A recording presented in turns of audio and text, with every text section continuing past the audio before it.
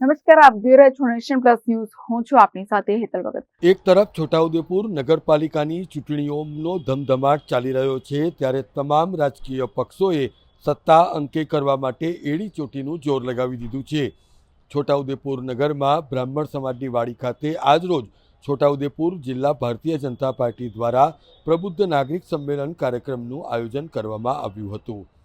અત્રે ઉલ્લેખનીય છે કે છોટાઉદેપુર નગરપાલિકાની સામાન્ય ચૂંટણી તારીખ 16મી ફેબ્રુઆરીના રોજ યોજાનાર છે, જે અનુલક્ષીને છોટાઉદેપુર જિલ્લા ભાજપ દ્વારા પ્રબુદ્ધ નાગરિક સંમેલનનું આયોજન કરાયું હતું.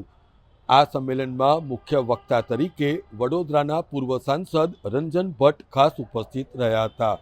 આ સંમેલનમાં વડોદરાના પૂર્વ સાંસદની સાથે છોટાઉદેપુરના પૂર્વ સાંસદ રામસિંહ રાઠવા, જિલ્લા ભાજપ પ્રમુખ ઉપેન્દ્ર રાઠવા, છોટાઉદેપુર જિલ્લા ભાજપના પ્રભારી રમેશ ઉકાણી, શહેર ભાજપ અધ્યક્ષ અંકુર પંચોલી, છોટાઉદેપુર તાલુકા ભાજપના રસિક રાઠવા, ભાજપના મહામંત્રી મેહુલ પટેલ સહિત મોટી સંખ્યામાં ભાજપના કાર્યકર્તાઓ અને હોદ્દેદારો ઉપસ્થિત રહ્યા હતા.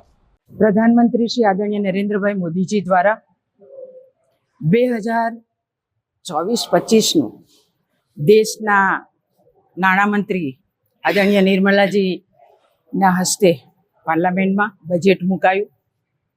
આજે છોટાઉદેપુર ખાતે પ્રબુદ્ધ નાગરિક સંમેલનમાં આદરણીય વડાપ્રધાન દ્વારા જે યોજનાઓ જે મધ્યમ વર્ગ અને ગરીબ લોકોને કે પછી વેપારી વર્ગ હોય, તમામ વર્ગના લોકોને આ ટચ થતું બજેટ, એ બજેટની વાત આજે છોટાઉદેપુરમાં પ્રબુદ્ધ નાગરિક સંમેલનમાં કરવામાં આવી. સાથે બધા જ ભાઈઓ આ આદરણીય વડાપ્રધાન નરેન્દ્રભાઈ દ્વારા જે દેશના નાગરિકો માટેનું જે યોજનાઓ, અનેક યોજનાઓ દ્વારા લાભ આપવાનું કામ કર્યું છે, અહીંયા છોટાઉદેપુરના તમામ પ્રબુદ્ધ નાગરિકો વડાપ્રધાન નરેન્દ્રભાઈ અને નાણામંત્રી આદરણીય નિર્મલાજીનો ખૂબ ખૂબ આભાર માને છે. કે શા માટે શબ્દો એટલા માટે હું તમારી સાથે સ્વીકારવા તૈયાર નથી કે ભારતીય જનતા પાર્ટીનો કાર્યકર્તા એ કામ કરતો હોય છે. છોટાઉદેપુર નગરપાલિકા આ વખતે ભારતીય જનતા પાર્ટીનું બોર્ડ બનાવવા જઈ રહી છે, અને અમારો મહિલા મોરચો તો સાથે ભાઈઓ અને અહીંયા ખૂબ મોટી સંખ્યામાં પ્રબુદ્ધ લોકો પણ બેઠા હતા. અને આપણા સૌની ફરજ છે કે મારું ઘર, મારું ફળિયું, મારું શહેર, મારું રાજ્ય અને મારો ભારત દેશ, એના માટે આપણે આપણું કંઈ ને કંઈ યોગદાન આપવું જોઈએ.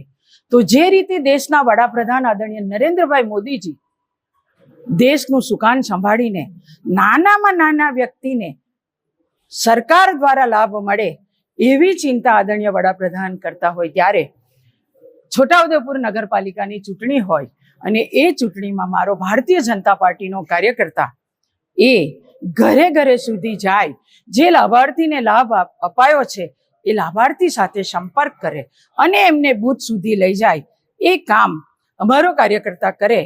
એક કાર્યકર્તા તરીકે મારી વિશિષ્ટ નાગરિકો બેઠા હોય છતાંય વિશિષ્ટ નાગરિકોને પણ મારે કહેવું પડે, આ માગવાનું મારો હક છે કે આપણે દેશ માટે, આપણી નગરપાલિકા માટે, આપણા છોટાઉદેપુર માટે કામ કરવાનું છે. ભારતીય જનતા પાર્ટીનો કાર્યકર્તા એ નગરપાલિકાને જીતાડે એટલે કાર્યકર્તાને પણ મારે કહેવાનું હોય. અને એ ભાવ સાથે આજે અમારા તમામ છોટાઉદેપુરના પ્રબુદ્ધ નાગરિકો હોય કે સમાજના અગ્રણી હોય કે ભારતીય જનતા પાર્ટીના કાર્યકર્તાઓ હોય, તેઓ પોતે છોટાઉદેપુર નગરપાલિકાનું ધ્વજ ભારતીય જનતા પાર્ટીનો ફરકાવે એવો આજે સૌએ સંકલ્પ લીધો છે. સૌને અભિનંદન અને ધન્યવાદ પાઠવું છું. Rehan Patel, nation plus news, Chhota Udepur.